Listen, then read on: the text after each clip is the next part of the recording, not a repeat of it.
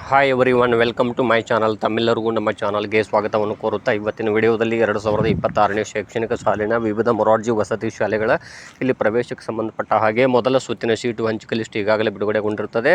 ನಾನು ಈಗಾಗಲೇ ಬೆಳಗ್ಗೆ ಈ ಬಗ್ಗೆ ಒಂದು ಮಾಹಿತಿಯನ್ನು ಕೂಡ ಹಾಕಿದ್ದೆ.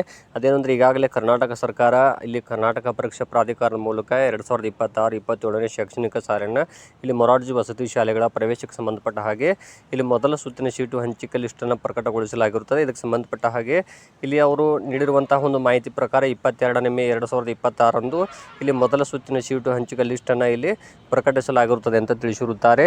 ಇಲ್ಲಿ ಬಹಳಷ್ಟು ಪೋಷಕರು ವಿದ್ಯಾರ್ಥಿಗಳು ಕೂಡ ಕೇಳ್ತಾ ಇದ್ರಿ, ಮೊದಲ ಸುತ್ತಿನ ಸೀಟು ಹಂಚಿಕೆ ಲಿಸ್ಟ್ ಬಿಡುಗಡೆಗೊಂಡಿದ್ದು ಅಡ್ಮಿಷನ್ ಯಾವಾಗ ಮಾಡುವುದು ಏನು ಅಂತ ಕೇಳ್ತಾ ಇದ್ರಿ. ಈಗ ಕರ್ನಾಟಕ ಪರೀಕ್ಷಾ ಪ್ರಾಧಿಕಾರದವರು ಈ ಬಗ್ಗೆ ಮಾಹಿತಿಯನ್ನು ನೀಡಿರುತ್ತಾರೆ.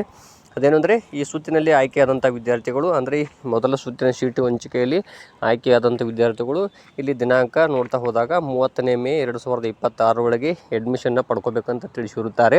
ಆದ್ದರಿಂದ ತಾವುಗಳು ಏನು ಮಾಡಬೇಕು, ನಾನು ಈಗಾಗಲೇ ಹಿಂದಿನ ವಿಡಿಯೋದಲ್ಲಿ ತಿಳಿಸಿದಾಗೆ ಮೊದಲ ಸುತ್ತಿನಲ್ಲಿ ಆಯ್ಕೆಯಾದಂತಹ ವಿದ್ಯಾರ್ಥಿಗಳು ಏನೇನು ದಾಖಲೆಗಳನ್ನು ತೆಗೆದುಕೊಂಡು ಹೋಗಿ ಅಡ್ಮಿಷನ್ ಮಾಡಬೇಕಂತ ತಿಳಿಸಿದ್ದೀನಿ. ತಾವೆಲ್ಲರೂ ಕೂಡ ಹೋಗಿ ತಕ್ಷಣವೇ ಮೊದಲ ಸುತ್ತಿನಲ್ಲಿ ಆಯ್ಕೆಯಾದಂಥ ವಿದ್ಯಾರ್ಥಿಗಳು ಇಲ್ಲಿ 5ನೇ ತರಗತಿ ಅಂಕಪಟ್ಟಿ ಆಗಿರ್ಬೋದು, ಜಾತಿ ಆದಾಯ ಪ್ರಮಾಣಪತ್ರ ಮತ್ತು ವಿಶೇಷ ವರ್ಗದ ಪ್ರಮಾಣಪತ್ರ, ಪಾಸ್ಪೋರ್ಟ್ ಸೈಜ್ ಫೋಟೋಗಳಾಗಿರ್ಬೋದು, ಅದರೊಂದಿಗೆ ತಮ್ಮ ಇಲ್ಲಿ ವಾಸಸ್ಥಳ ಸಂಬಂಧಪಟ್ಟಂತಹ ಒಂದು ದಾಖಲೆಗಳಾದಂಥ ಆಧಾರ್ ಕಾರ್ಡ್ ಆಗಿರ್ಬೋದು, ರೇಷನ್ ಕಾರ್ಡ್ ಆಗಿರ್ಬೋದು, ಎಲ್ಲ ದಾಖಲೆಗಳನ್ನು ತೆಗೆದುಕೊಂಡು ತಕ್ಷಣ ಹೋಗಿ ಅಡ್ಮಿಷನ್ ಮಾಡಲು ಇಲ್ಲಿ ಕರ್ನಾಟಕ ಪರೀಕ್ಷಾ ಪ್ರಾಧಿಕಾರ ಈಗಾಗಲೇ ತಿಳಿಸಿರುತ್ತಾರೆ. ತಡ ಮಾಡಬೇಡಿ, ಇಲ್ಲಿ 30 ಮೇ 2026 ಒಳಗೆ ಅಡ್ಮಿಷನ್ ಮಾಡಬೇಕು. ಸೆಕೆಂಡ್ ಲಿಸ್ಟ್ನಲ್ಲಿ ಮತ್ತೆ ಯಾವುದೇ ಬದಲಾವಣೆ ಆಗುವುದಿಲ್ಲ ಅಥವಾ ಯಾವುದೇ ಶಾಲೆಗಳಿಗೆ ತಮಗೆ ಮತ್ತೊಂದು ಶಾಲೆಗೆ ಇಲ್ಲಿ ಅಡ್ಮಿಷನಲ್ಲಿ ಕೊಡೋದಿಲ್ಲ. ಹಾಗಾಗಿ ತಾವು ತಕ್ಷಣವೇ ಹೋಗಿ ಅಡ್ಮಿಷನ್ ಮಾಡಿ, ಇಲ್ಲದೇ ಇದ್ದಲ್ಲಿ ಸೆಕೆಂಡ್ ರೌಂಡ್ಗೆ ಮತ್ತೆ ನಿಮ್ಮನ್ನು ಇಲ್ಲಿ ರಿಜೆಕ್ಟ್ ಮಾಡ್ತಾರೆ. ಸೆಕೆಂಡ್ ಲಿಸ್ಟ್ಗೆ ಮತ್ತು ನಿಮ್ಮ ಹಿಂದೆ ಇರುವಂತಹ ರ್ಯಾಂಕಿಂಗ್ನಲ್ಲಿರುವಂಥ ವಿದ್ಯಾರ್ಥಿಗಳನ್ನು ಪರಿಗಣಿಸ್ತಾರೆ. ಆದ್ದರಿಂದ ತಾವು ಇಲ್ಲಿ ತಡ ಮಾಡಬೇಡಿ, ತಕ್ಷಣ ಹೋಗಿ ಅಡ್ಮಿಷನ್ ಮಾಡಿ ಅಂತ ನಾನು ಕೂಡ ಈ ಮೂಲಕ ತಮಗೆ ತಿಳಿಸ್ತಾ ಇದ್ದೀನಿ. ಧನ್ಯವಾದ.